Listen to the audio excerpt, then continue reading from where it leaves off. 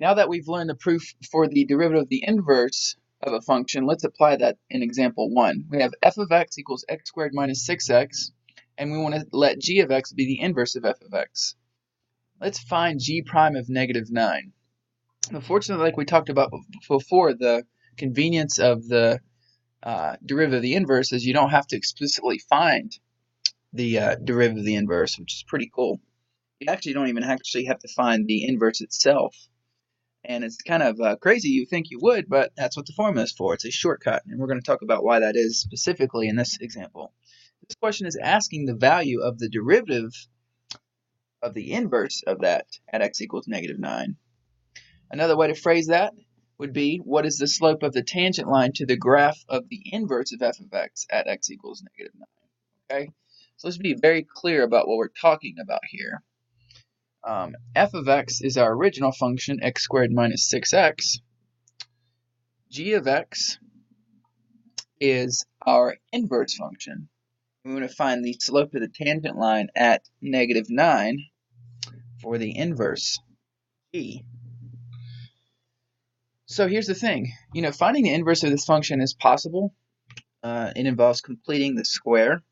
However, we don't need to find that. We just need to know the formula that we proved from above. And just in case you forgot, it's 1 over f prime of g of x. So at a particular x value even, you don't even actually have to find g. We're going to talk about why that is. And once you figure out whatever this value g of x is, you can just plug it into the derivative of f. So you do have to find the derivative of f, and you have to figure out what this value is. And that's all you have to do for the derivative of the inverse. Let's take a look and see how we can do that for this example. This is the step that a lot of students get hung up on, so I'm going to clearly explain this to you why this is. Recall that if you have an original function f, for example, and f of x equals y, okay, then we know that for the inverse, g of y is equal to x, right? And furthermore, if we had g of x equals y, and this is the part we're going to use, then we know that f has got to be the inverse of g, so f of y must be equal to x. In other words, you're just swapping these values, okay? So this part over here is what we're going to be focusing on. If g of x equals y, then f of y equals x. So let's take a look at how this applies in this example. Well, we know that our x value is negative 9 because in the original question, we want to find g prime of negative 9. So that tells us what our x value is, whatever's inside g prime of here. Okay, so let's be very clear here. This is our x value. Okay, well, we know that g of negative 9, we don't know what the inverse is, okay? But we do know that g of negative 9 is going to give us some sort of y value. So we're just going to say g of negative 9 equals y. Now, if that's true, then we can swap these values, and we can be certain that f of y equals negative 9, because f and g are inverses of each other. So that's what step 1 is all about. We are setting f of y equal to the given x value. Okay, so that's the reason why we do that. It's because inverses can swap values like that.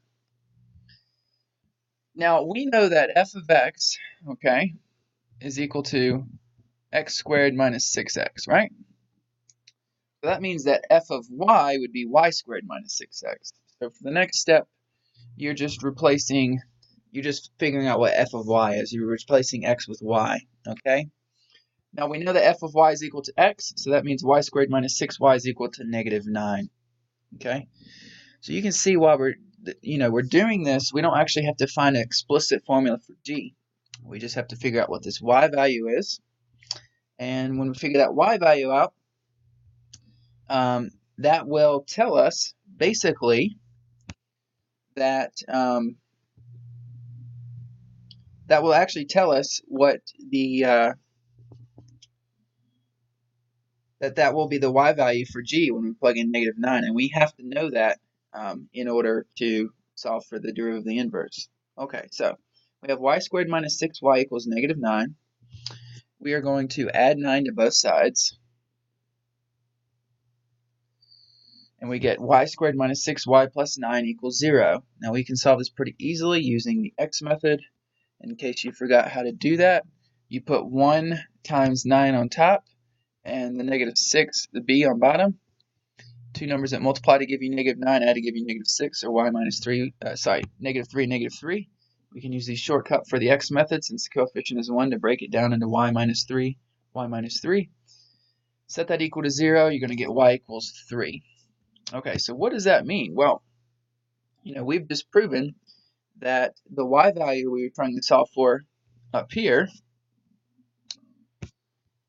is 3. Okay, and so that means g of negative 9 equals 3. Okay, and that's what we were trying to solve for. So that's the y value we needed. Okay, so that means g of negative 9 equals 3. So then g of x is just the y value from step 2. Okay, since f of 3 equals negative 9, it means g of negative 9 equals 3, that y value that we found. So how are we going to apply that to the formula? Well, before we can do that, remember in the formula for the derivative, it's 1 over f prime of g of x.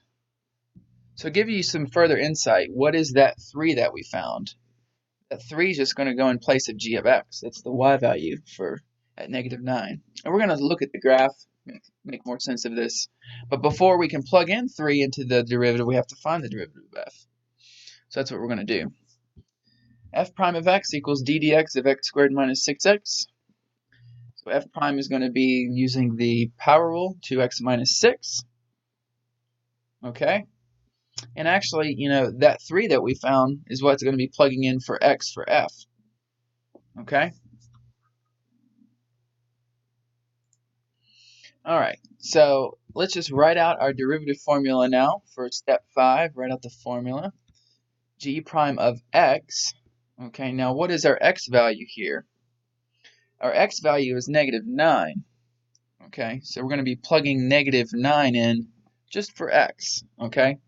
Because we're trying to figure out g prime of negative 9, okay?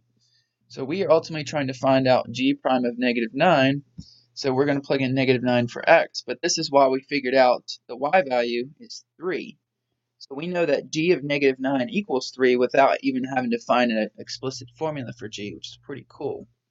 This will just become 3 for step 6. Once you plug the x value in, you're going to get that y value figured out from step 2. Okay, so g prime of negative 9 equals 1 over f prime of 3. This is why we find the derivative of f, 2x minus 6. So that goes back to this step, finding the derivative of f. We're going to plug in 3 there. Okay, but what is 2 times 3? 2 times 3 is 6. 6 minus 6 is 0. So we figured out g prime of negative 9 equals 1 over 0. So for step 7, determine g prime of x. In this case, g prime of negative 9 is undefined. And when you have something over 0 like this, this usually means a vertical tangent line. So somewhere at the inverse function of f, g, at negative 9, looks like we have a vertical tangent line. Let's bring that up and take a look and see what it looks like. Okay, so I like bringing up graphs of functions, especially when it comes to the inverse, because it can be confusing. So over here at the green function, we have f of x, okay? It was x squared minus 6x. Now, I was able to find the inverse of this function by, like I said, completing the square. But in our example, we actually never did, okay? And that's what makes the inverse derivative function so convenient. But anyway, I was able to find the inverse function using basically a piecewise expression. You can tell this is not a function because it doesn't pass the vertical line test. But I want you to notice first that, it is the inverse, okay? It is symmetrical about y equals x, which is interesting. But take a look at it. It's the same shape. Take a look at what g of negative 9 is. It's 3. And that makes sense, right? Because f of 3 equals negative 9. Now we want to find the slope of the tangent line for the inverse at negative 9. And if we draw that tangent line, we see it's a vertical. or undefined, as we figured out. In other words, g prime of -9 is equal to undefined. Okay, so that's what we found. That's the visual representation of what we did in this example. If you have any other questions about derivative of inverse functions, let me know.